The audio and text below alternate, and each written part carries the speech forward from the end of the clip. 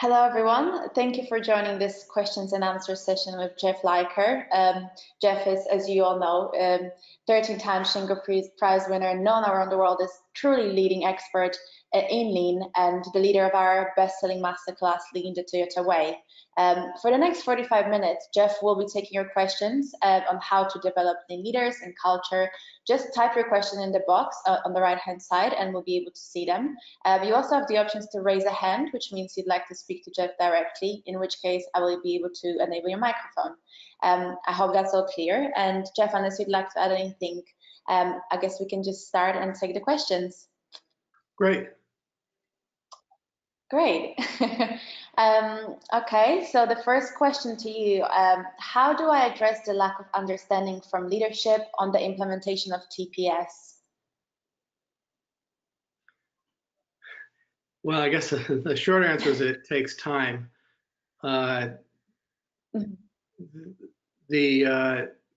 Basically you need to educate the leadership, but education is different than telling things. So, for example, you could try to be a persuasive speaker and go to their office and tell them what you think TPS is and try to get them to understand. And if you can grab them by the shoulders and shake them, maybe they'll listen more closely. But that's really not the way people learn. The way people learn is over time through exposure, and direct experience is always better than just being told things.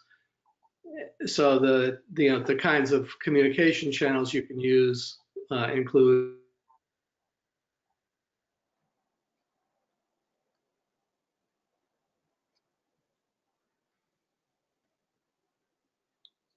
a benchmarking, or sometimes having the right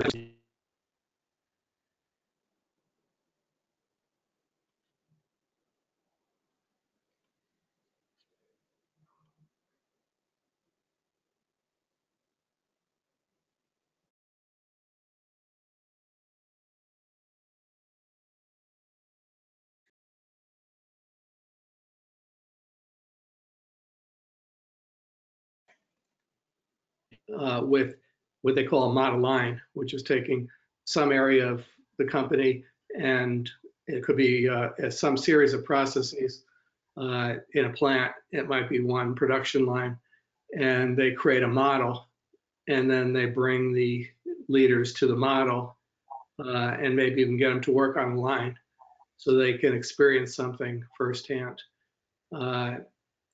So don't think of it as a one-shot deal, but rather a whole series of experiences that start to penetrate their vision of what a good company is.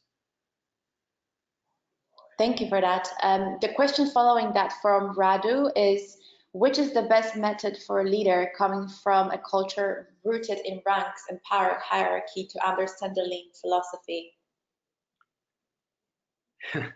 Okay, so the problem is that and I was talking just to Carolina about this earlier, that people tend to learn very quickly when they're young, and then it takes a lot more repetition as you get older. So I was talking about playing guitar. I play classical guitar.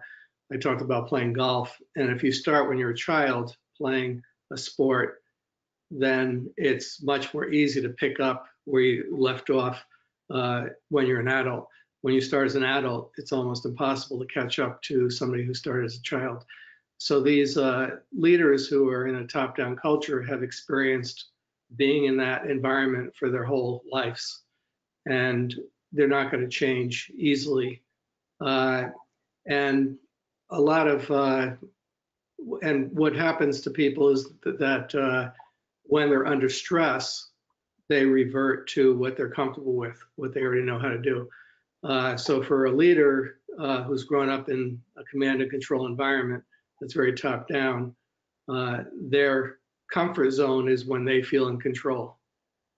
And when they relinquish control and they trust other people, then it's very scary for them.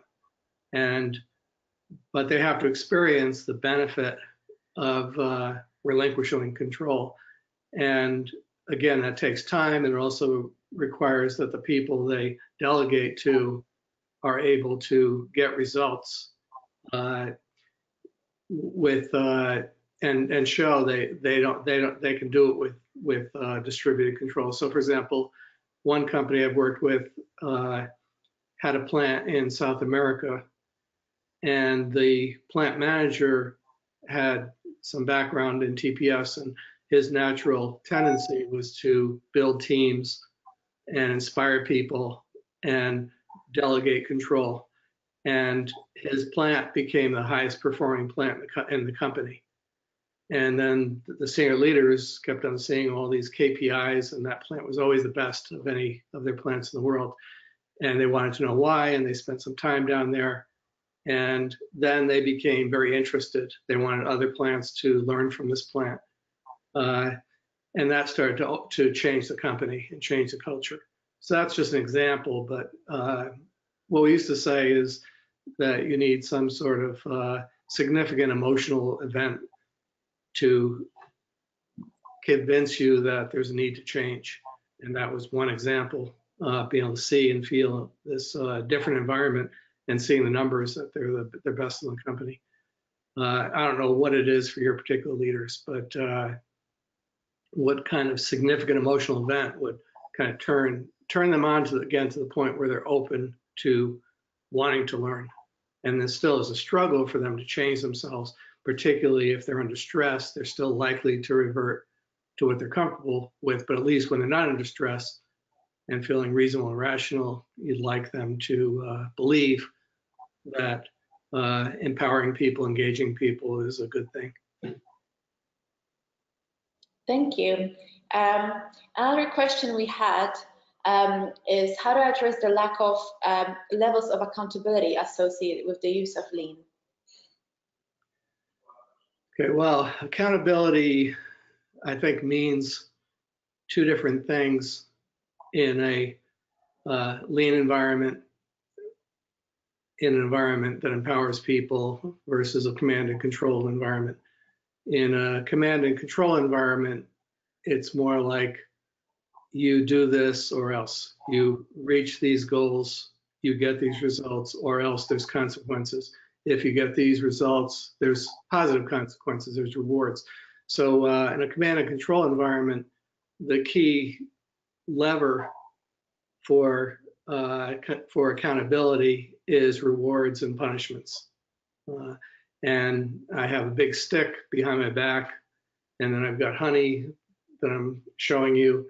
And if you get these results, I'll give you the honey. But if not, I'll pull out the stick. What that leads to is an environment where people operate out of fear, and they will make the numbers, they will get the results if they have to. If they're, as one guy, one COO that I've done work for, he had a lean master who used carrots and sticks and got results. And he said he gets good results, but he leaves a lot of dead bodies in his wake. And the result of the dead bodies is everybody was afraid of him. And therefore, they would only do what he directly asked them to do, and they wouldn't think for themselves. In a lean environment, what you really want is people thinking for themselves. So accountability in that environment is, I feel responsible. Now in Japan, there's a lot of feeling of responsibility, of obligation.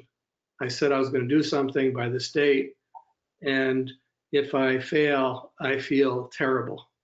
I feel like a worthless human being. So Japanese will do anything to meet their obligation. But then inside Toyota, the culture is that I get these results, but I do it through respect for people and engaging people. And if I'm not following that process, if I'm not engaging people, if I'm not treating them with respect, and I get results, I still have failed. So they're relying more on values and internal motivation, which is more powerful and sustainable, and then people will do the right thing even when management is not watching. So, again, there's accountability because I'm obligated and I know there's rewards and punishments. There's accountability because I feel responsible and I take responsibility, which is obviously preferable.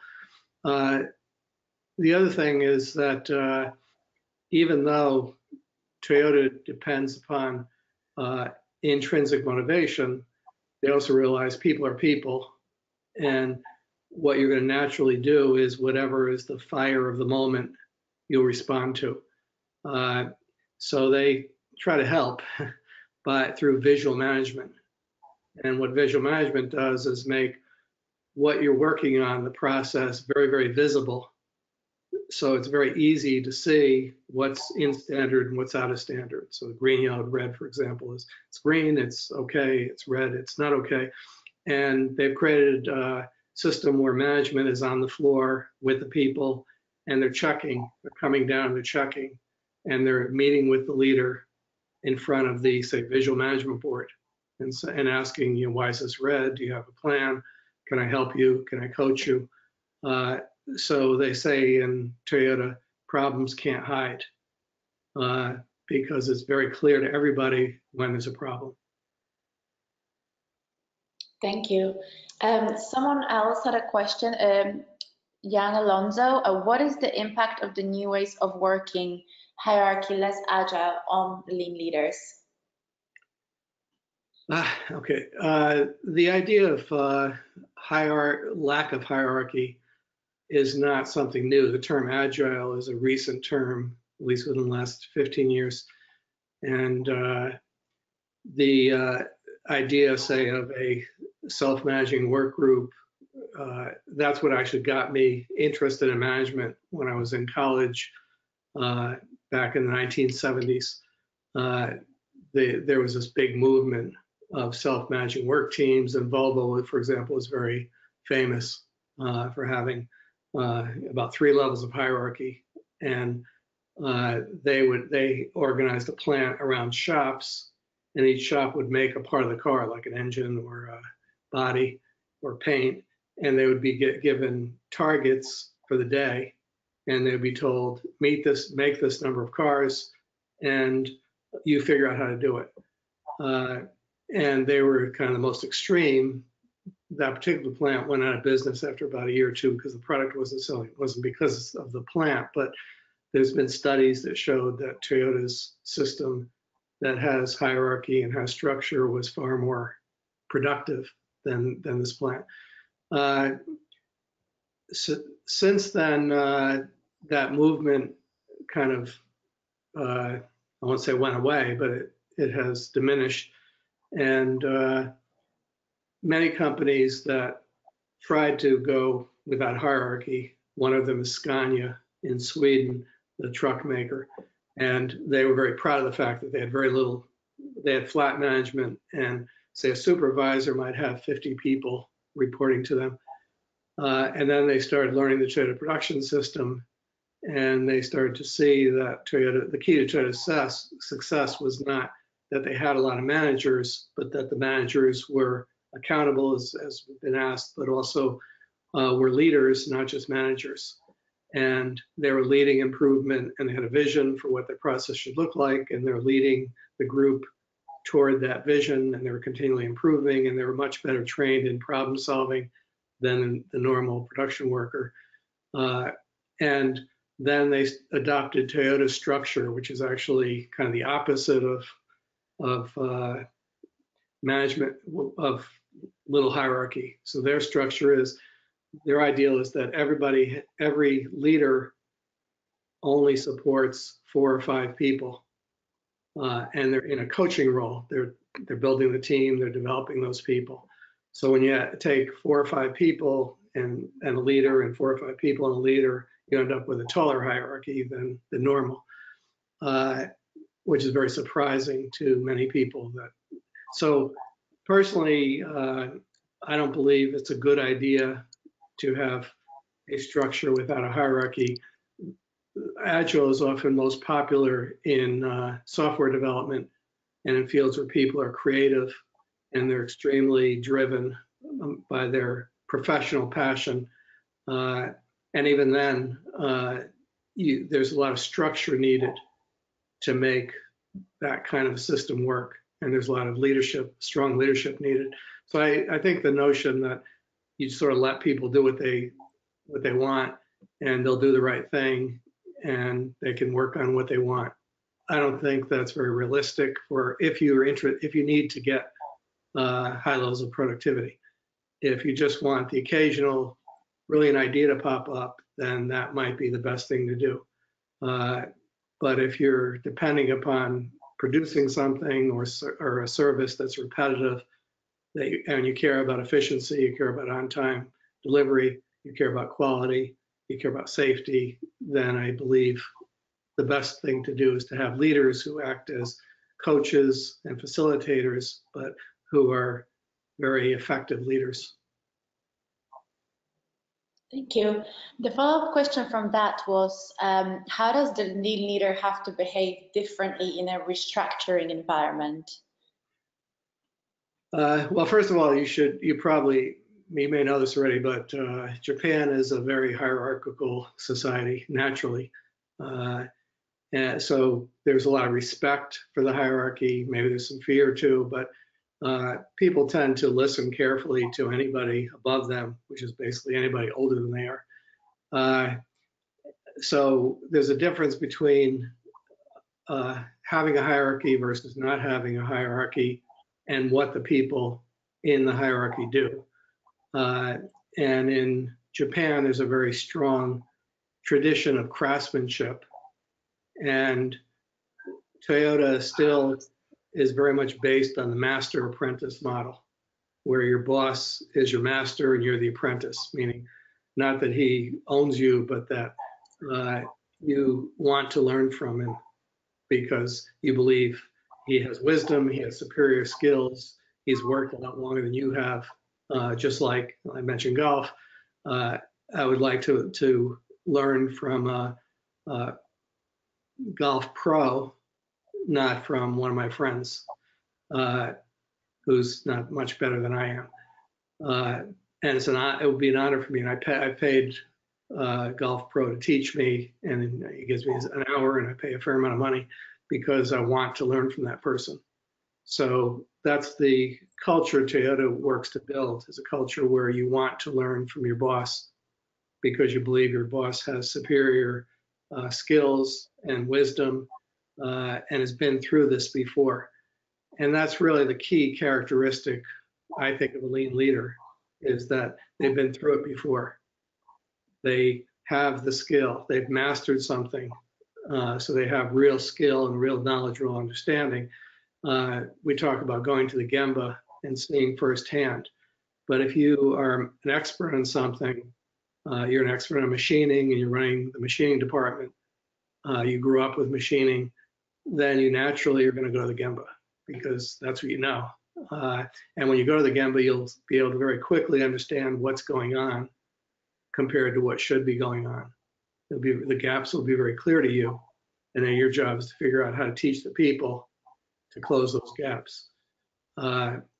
When you have a professional manager, let's say somebody gets hired out of college and they're made a supervisor of something they know nothing about, and then they advance quickly on a fast track and they've never really gotten good or mastered anything, that's when it's a big deal to go to the Gemba and see something that they don't really understand. And it's very difficult to train them to understand what they're seeing and to be able to provide critical feedback when they don't know they don't really understand what they're seeing. So knowledge and skill to understand the process you're managing is very important.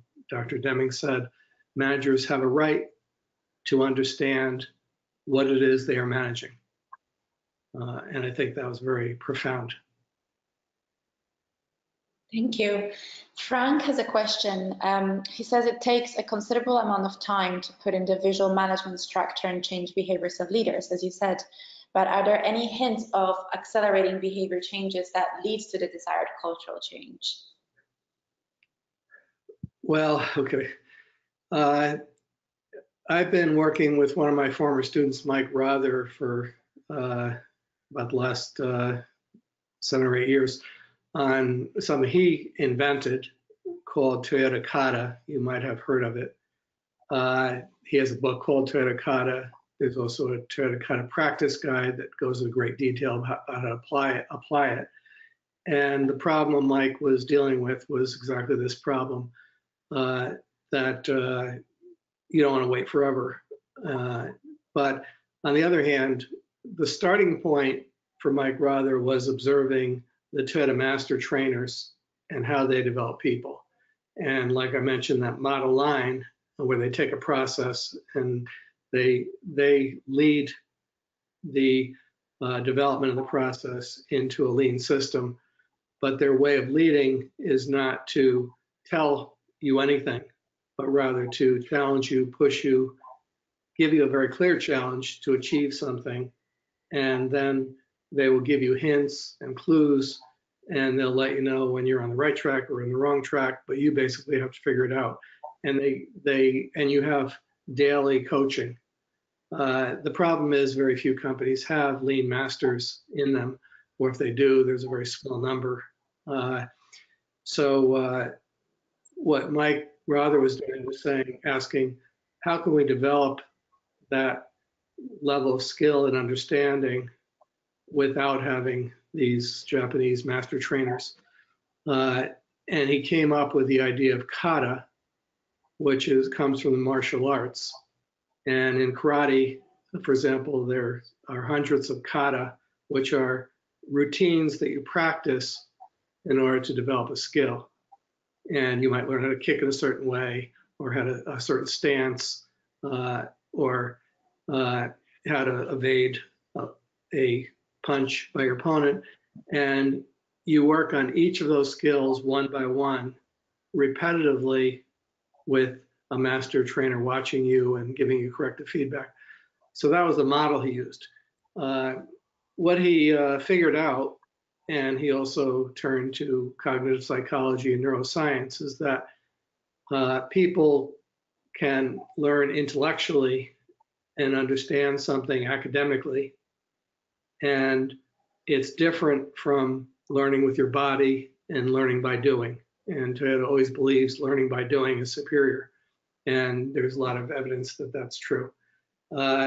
So you need to do something, but not do it once, but do it repetitively until it becomes a habit.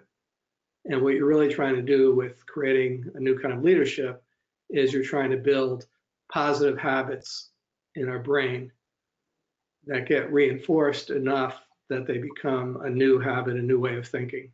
And that's the bad news, is that no leader learns how to changes their leadership style or behavior by just listening and intellectually agreeing. You know, my tendency is to control people, yell at people, tell them what to do, and that's my habit. And I've had a lot of experience with that. That will be my default.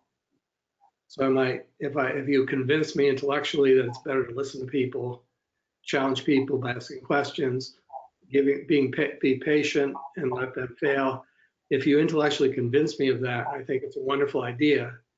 I still can't get myself to do it just by thinking to myself, that's what I want to do, that any more than I can change my diet or start to exercise just because I will myself to do it. Just by saying, yes, as of today, I'm no longer eating carbs. As of today, I'm going to exercise every day for a half an hour. I can tell myself that, but I won't necessarily do it until I develop positive habits, and that requires repetition. So repetition is inevitable, but what this kata does is it gives you a very clear model for focusing on the core skill of a lean leader, which is scientific thinking, plan, do, check, act. And you spend approximately 20 minutes a day practicing plan, do, check, act with a storyboard and a very clear model. And the model is very simple. Where do I want to be? Where am I? And what is my next short-term target to get there? And then you experiment to get to your short-term target. And when you reach the short-term target, You set your next short-term target on the way to the challenge, and you keep doing that over and over again with a coach. And within a few months, you'll start to develop a new habit. It won't be finished, but it'll be started at least. So now it's a few months and not a few years, or not 5 to 10 years. But it requires a lot of discipline and commitment to do something every day and to develop the internal coaches that are required. But that's the best thing I know of to actually accelerate the process. And it's still not accelerated as compared to deep diving, say in a Kaizen workshop for a week, or in immersing somebody in a 1-week training class and expecting that they've changed. All you really can do in a week is get people to agree intellectually that they would like to change, but they don't have the practice and feedback to actually change themselves within a short period of time like that. Thank you, that was really useful. Someone asked, what are the limitations you see to a continuous feedback system? Too much, too emotional, technical, or should the feedback be limited to an unidirectional way from leader to people? Okay, so generally, you can look at systems theory, but generally, or you can look at psychology and behavior modification, like training a dog. And the faster the feedback, the better. There's a rule, for example, if you want to punish somebody, and it's called the hot stove rule. And sometime when you're a kid, you might have touched a hot stove and you got instant feedback. This hurts. It hurts really bad. And your tendency is not to want to touch that stove again. It's also impersonal. It's not your mother or father telling you something and yelling at you. It's something that comes from the environment. So you can't get mad at the stove. Those are sort of the keys. It's impersonal, and the feedback is rapid and severe for punishment. And for rewards, again, the feedback should be, in the case of rewards, the feedback should include some personal touch and should also be immediate, as close to the behavior as possible. And the longer the gap between the behavior and the feedback, the less effective the feedback will be. So fast feedback is good. The problem is that that you can only respond to a very limited amount of feedback at a given time. So behavior is very complicated, and even within a few seconds, a lot is going through my mind, and I'm doing a lot. And if you try to give me feedback on everything I'm doing, it's basically worthless. So you have to be very selective in what feedback you're going to give me. And in Toyota, for example, they have a process that you might have heard of called Hoshin-Conry, or policy deployment, where they identify the critical few items that they're going to have a special focus on this year. They will always focus on cost, quality, productivity, on time, being on time, safety. They will always focus on, they call it cost, quality, delivery, safety, and morale. And that's all the time. But they will have something, a few areas that they're specifically focusing on.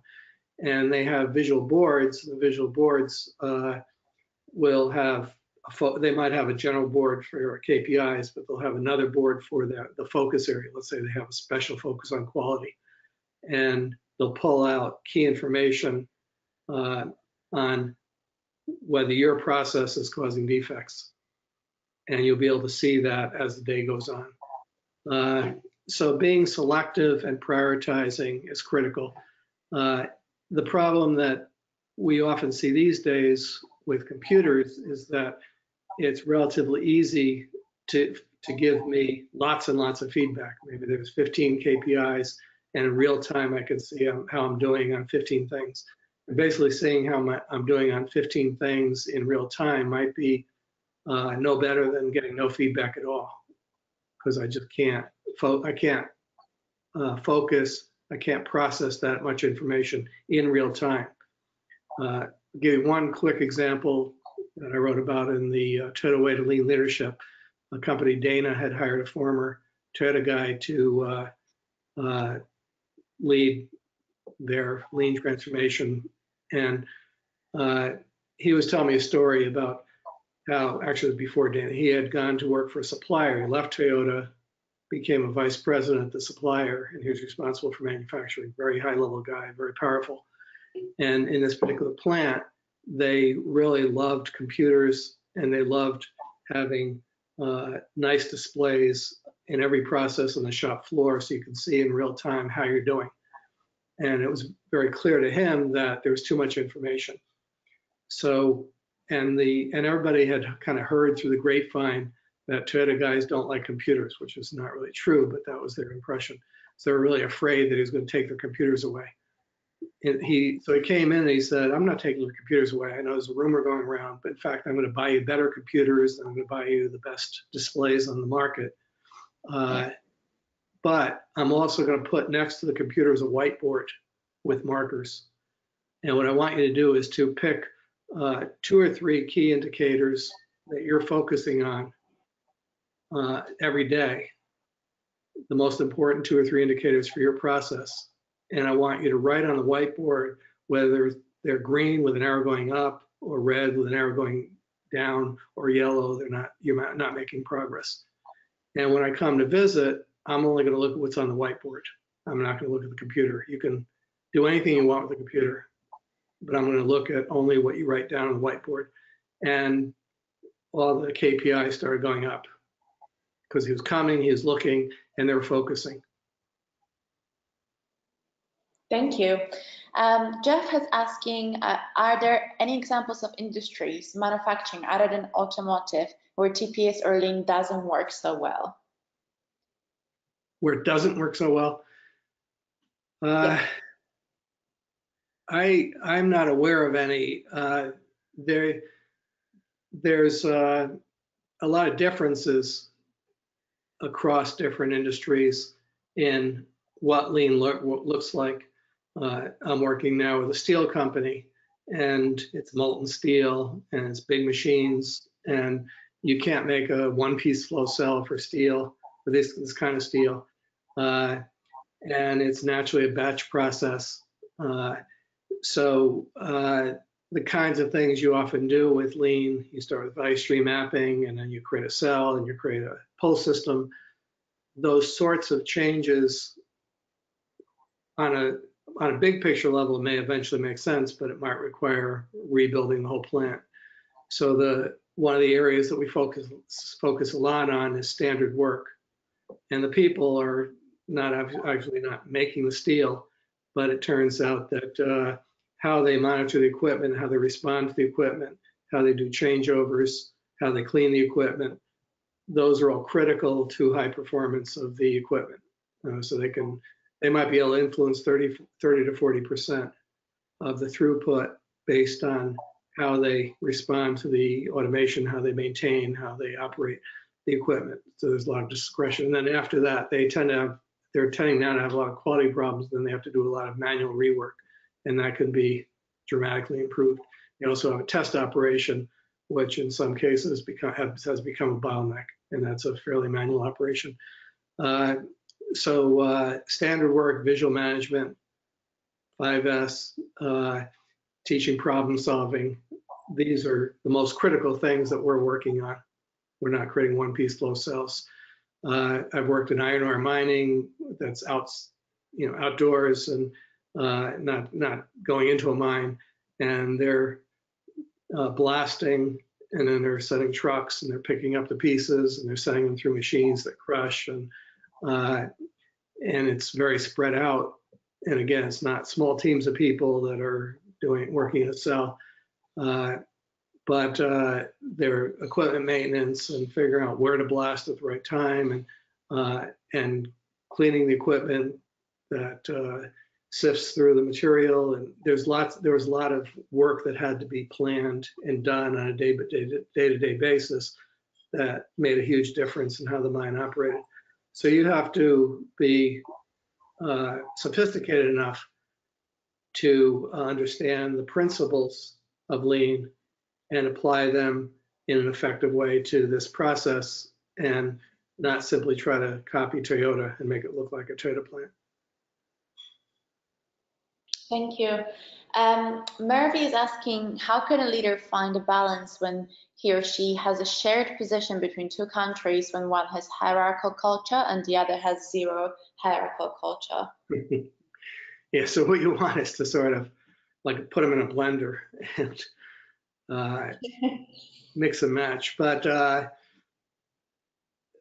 one of the principles that Toyota has in their Toyota way is respect for people. And under respect for people, one of the principles is to honor the customs and norms of each country where they do business. So they have plants in Russia, Indonesia, England, France, the United States, India. So there's many operations throughout the world, and they believe that they need to adapt to that culture. At the same time, they believe that there's a core philosophy and a core way of thinking that they call the Toyota way, and also the Toyota production system, that's not negotiable. So the concept of one-piece flow is not negotiable. The concept of continuous improvement and learning, problem solving, the concept of respect for people and investing in developing people is not negotiable. The idea that management should be leaders who are creating an environment of a safe and secure environment, and then within that developing people to achieve very challenging goals, that's not negotiable. But there's specific human resource practices that are negotiable, and some countries are more hierarchical than others. And they need to adapt to that culture. But at the same time, they have to figure out what is it that's not negotiable. And they've managed to teach the Toyota production system and make it part of the culture any place they've been in the world. And some places require more knowledgeable leaders, say from Japan, spending time in that plant, running the plant until that country until the plant within that country becomes more self-sustaining.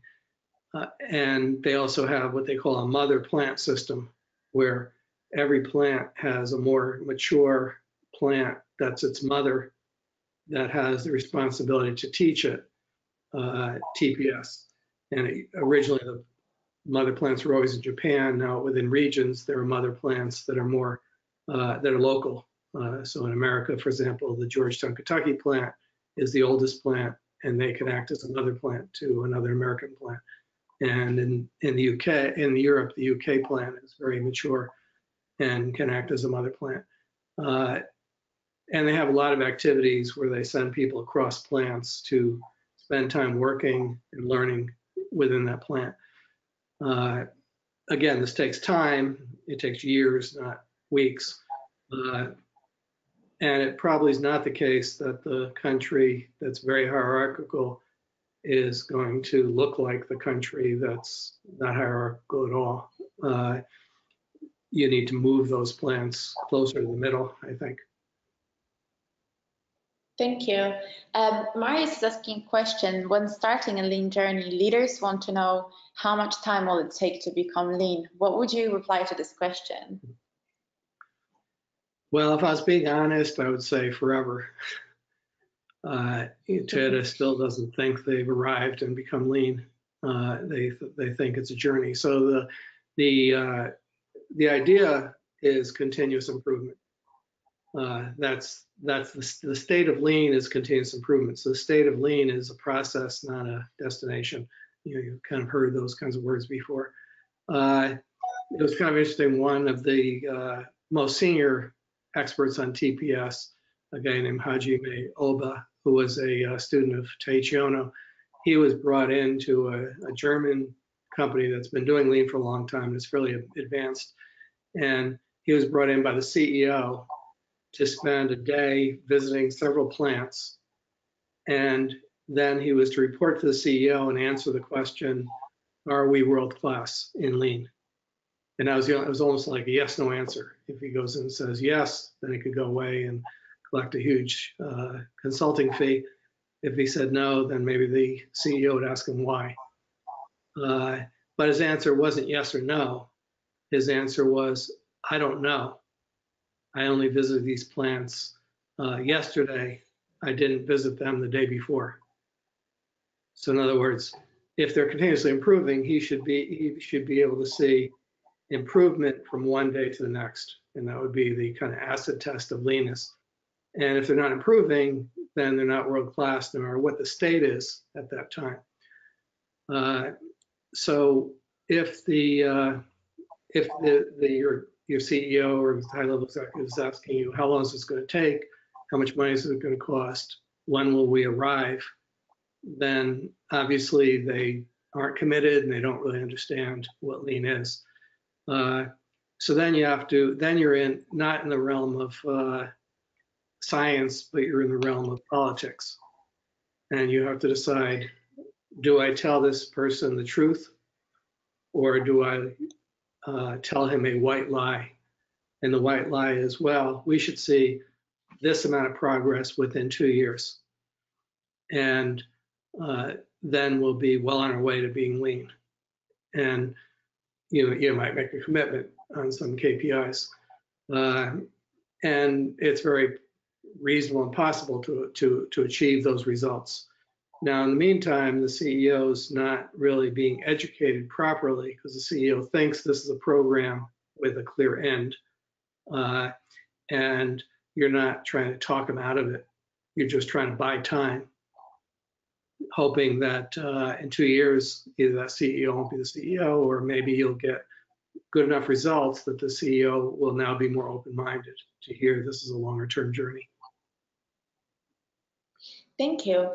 Radu is asking a question, how do you see lean leadership role changing in the face of automation and AI wave? Will leadership trickle down to process managers, like designing their own processes assisted by machines, or will it centralize more to top management, removing intermediary leadership positions? Okay.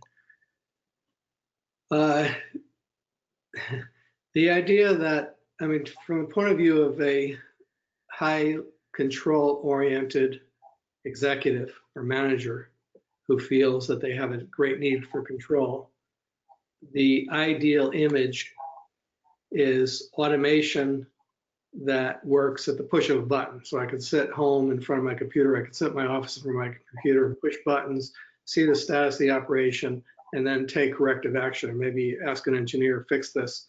The engineer goes to his computer and fixes it. So that's kind of the ideal image, is to take all the people out of the system, because people are the most uncertain part of the system, the most unknown quantity. People, you never know what people are going to do. But a programmed robot that is properly programmed and is well maintained will do what it's supposed to do. It won't talk back. It will show up to work. It won't be drunk. It will repetitively do what it's supposed to do. The problem is that, at least in today's technology, the more sophisticated the robot is, number one, the more likely it will break down. Or more complicated the robot is, the more likely it will break down. And therefore, somebody has to fix the robot, and we don't have robots that can fix other robots, so that requires people. And then secondly, the robot has to be trained. The robot's only going to do what it's programmed to do. So we're in our Japan tour in January, we visited a Lexus plant, and they were showing us the paint process, which is all robots, and it has been almost all robots for the 35 years I've been studying Toyota. It's not a new idea, but they had master painters, and they believe Lexus should be perfection, and therefore they wanted master painters who could reach every nook and cranny to get the paint smoothly distributed across the body perfectly. They had those master craftsmen teaching the robots, so that, you know, with teaching a robot, you move it around.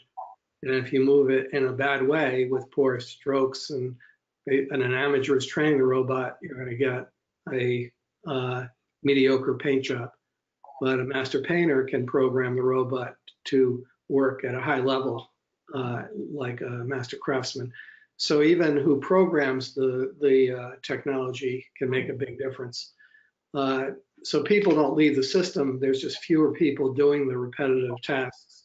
But you still have to set up the process, and it could be set up in batch. It could be set up in one-piece flow. It could be, you know, it could be lean or not lean. So what Toyota's view is first figure out how to do the process manually. Then when you work out the bugs in the process, then bring in the computers. And then have very knowledgeable people who are maintaining, programming, operating the computer system, who are there on the ground, who could respond immediately to problems. So this kind of vision where the manager is sitting in front of a computer, and there's nobody in the plant, and you don't need lighting because robots don't care about lighting. So far, that hasn't been proven to work. And when you see very automated processes, you can usually predict that there's going to be a lot of downtime of the equipment. Thank you. Another question is, could you give some advice on the management application of Plan, Do, Check, Act with shop floor team members? Well, you can think of Plan, Do, Check, Act, again, in two ways. One, in this kind of top-down command and control environment, you tend to look at it mechanistically, like it's a tool that you plug in, like a calculator or something on your computer. So you can look at it mechanically, or you can look at it like Toyota does, which is as a way of thinking. So for Toyota, Plan, Do, Check, Act is the essence of what they call problem solving. And it's a mindset of continuous learning, of continuous testing, of continuous experimenting.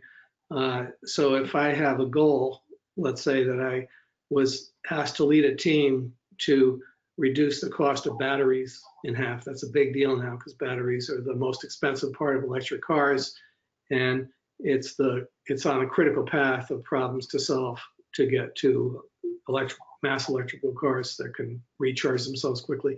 So let's say I'm part of a team, and I'm given the assignment to cut in half the cost of batteries within a year.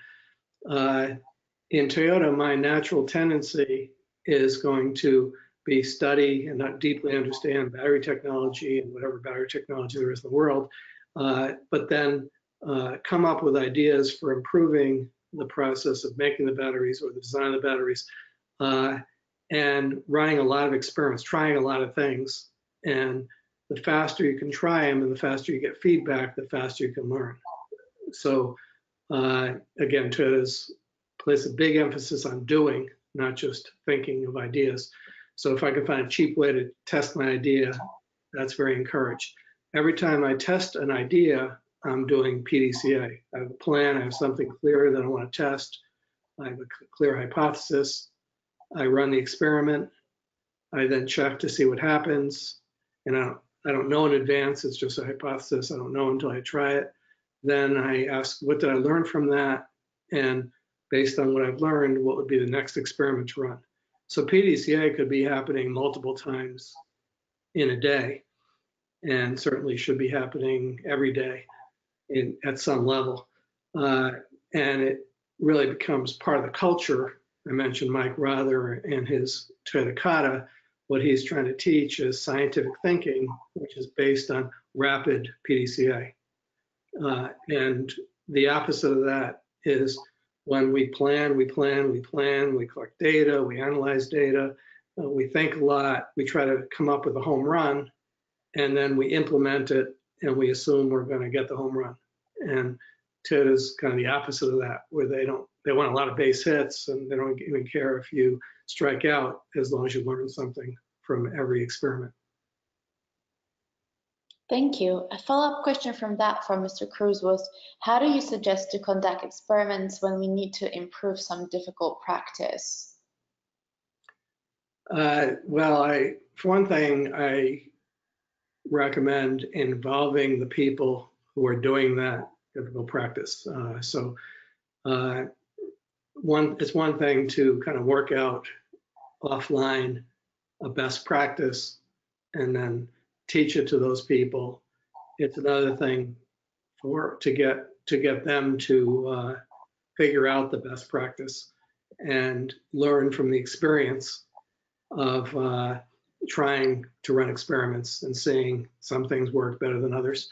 Part of the problem with a complex process is you usually have native knowledge within a small number of people who figured out how to make it work.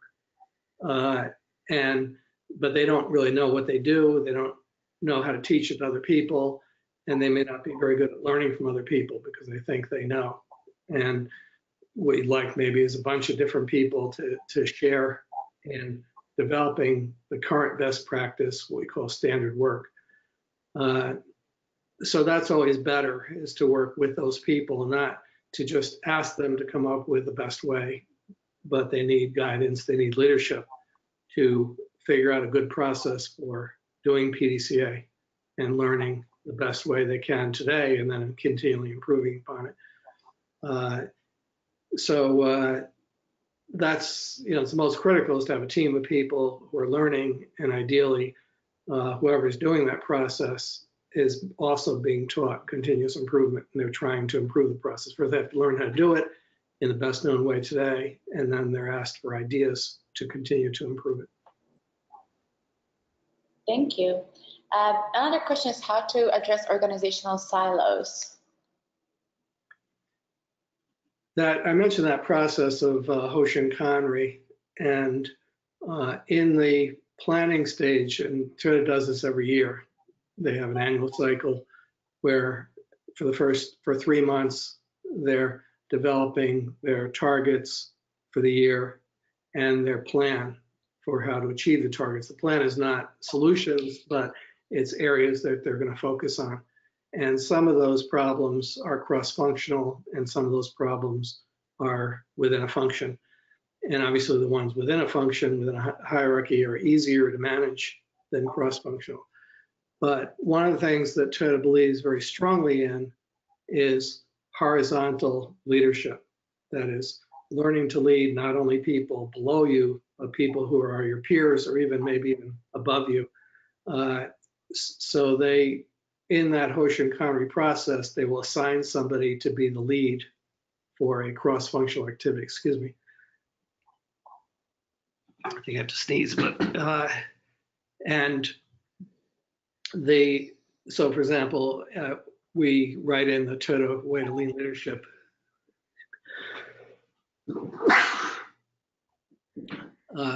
Bless you. I wrote that with Gary Convis, who was a high-level executive. He was the head of manufacturing for North America for Toyota.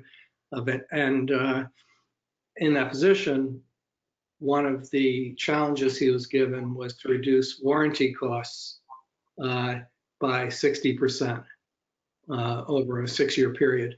And warranty costs come about mainly because of design issues, and they come from the engineers who work in America in the Toyota Technical Center. They come from production engineers who are working in America, but most of those engineers are in Japan, and they come from suppliers who are designing things. And he was the head of manufacturing. So for him to do his job effectively, he had to pull together a team of the head of R&D in the United States and the head of manufacturing in Canada and the head of quality and some key leaders in Japan. And he had to lead that team. That was horizontal leadership. And he had to break down the barriers of the functional silos. He was at a high enough level that he knew all these people and they had great respect for him. So that they weren't necessarily breaking down a silo. They were helping Gary achieve his challenge, which came from the very top of the company, and they knew was very important. And then they would bring their organization to support Gary. So in Toyota's case, they do it that way. It looks more like a matrix organization where the person who's responsible, and there's always one person responsible, ends up, other people might not have a direct reporting relationship to that person. It may be more like a dotted line reporting relationship. And they intentionally developed, when they gave Gary that assignment, this was for his development too, because they basically were saying, Gary, you've achieved this very high level position because you're very good at leadership within a function. We need to further develop your skills at leading horizontally, which is the true test of leadership. So leading horizontally is maybe the most critical part of breaking down the silos. You can do various things by rewriting the organizational chart, but ultimately it comes down to people leading across organizations. Thank you. Marius is asking, if Toyota wouldn't exist at all, which other system you would know would be a good benchmark for management? There are a lot of good systems. If you go to one of Jim Collins' books, where he talks about great companies, there are a bunch of them, and they all are good at something. Walmart had their great leader, McDonald's had their great leader, Amazon, Apple. So there are some great leaders who have built interesting cultures, Google, that have built interesting cultures. The challenge is that when you have a startup like an Apple or a Google or an Amazon, and then that leader like Jeff Bezos at Amazon, he gets to a certain point and the company is so large that it becomes difficult for him to influence the culture among hundreds of thousands of people in so many countries. So he's delegating to lots of other people responsibility, major responsibility, and they may or may not have his vision for leadership and his skills in leadership. And that would be true, say, for Apple. Now Steve Jobs is gone, and Apple's such a mega giant, it's very difficult to manage. One thing that was unique about Toyota is that they have the same lineage of leadership going back to the founder of the company over 100 years ago. And the principles of the Toyota Way can be traced back to the principles of Sakichi Toyota, who started the original Loom company that then spawned Toyota Motor Company. And their philosophy is grow from within. So the current vice president probably hired into Toyota, working in production or working as a junior engineer. And they've spent 30, 35 years with Toyota. So that has allowed Toyota to continue to reproduce their culture and maintain a very clear focus and a very clear set of values and a very clear set of rules of how we operate and how we work. And that's interesting about Toyota. On the other hand, if you try to copy Toyota, you at a point in time are trying to copy this process that's taken 100 years. So in that sense, maybe there's some good to pick your favorite company, whether it's Amazon or Google, or maybe there's a smaller company. There's always companies that win these best places to work awards, and they might only have a few hundred people working for them, and they may be an interesting model for you. So there's lots of great companies, small, medium, and large. What Toyota has demonstrated is the power of having a good philosophy, a good model of leadership, and then sustaining that over time and growing from within, which is actually what Jim Collins, who writes about great companies, ends up concluding is a characteristic of great companies is the leaders are building a company that can last, and they're developing the leaders who then succeed them. Amazing. Thank you very much. That concludes our Q&A session. Thank you everyone for your questions. I hope they were answered as much as they could be. You'll receive an email within an hour of the Q&A with the recording in case you want to refer back to Jeff's answers, as well as a link to Jeff's masterclass, Leading the Toyota Way, in case you would need more time to understand a lot of these topics. But Jeff, thank you so much for your insightful answers as usual. And Thanks, yeah, thank you everyone. Have a great day. Take care. Bye-bye.